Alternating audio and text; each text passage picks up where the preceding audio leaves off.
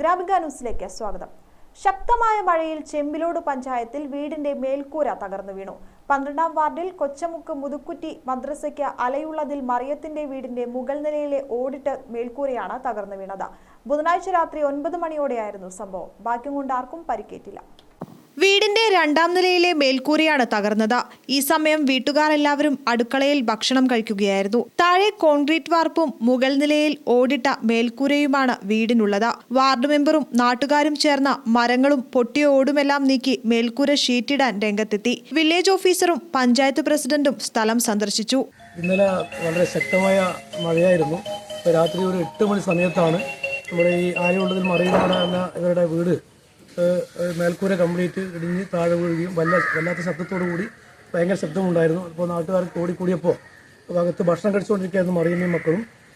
മേലെ തുണിയെടുക്കുവാനും കിടന്നുറങ്ങാൻ വേണ്ടി പോകാൻ നോക്കുന്ന സമയമായിരുന്നു. എന്തോ ഭാഗ്യത്തിന് ആ സമയത്ത് മേലെ കയറാത്തത് കൊണ്ട് തന്നെ 5-6 ആളുകളുടെ ജീവൻ രക്ഷപ്പെട്ട്. അപ്പോൾ പാവപ്പെട്ട കുടുംബമാണ്. അപ്പോൾ മേൽക്കൂര ഇങ്ങനെ ഇടിഞ്ഞതറിഞ്ഞ് ഞാൻ ഈ പഞ്ചായത്ത് മെമ്പറാണ്, 12ാം വാർഡ് മെമ്പറാണ്. അപ്പോൾ എന്നെ വിളിക്കുകയും അതുപോലെ ഈ പ്രദേശത്തുള്ള എല്ലാ വിഭാഗത്തിൽപ്പെട്ട ആളുകളും ഇവിടെ വരികയും ആവശ്യമായ സഹായം ആ സമയത്ത് തന്നെ ചെയ്തു കൊടുത്തിട്ടുണ്ട്.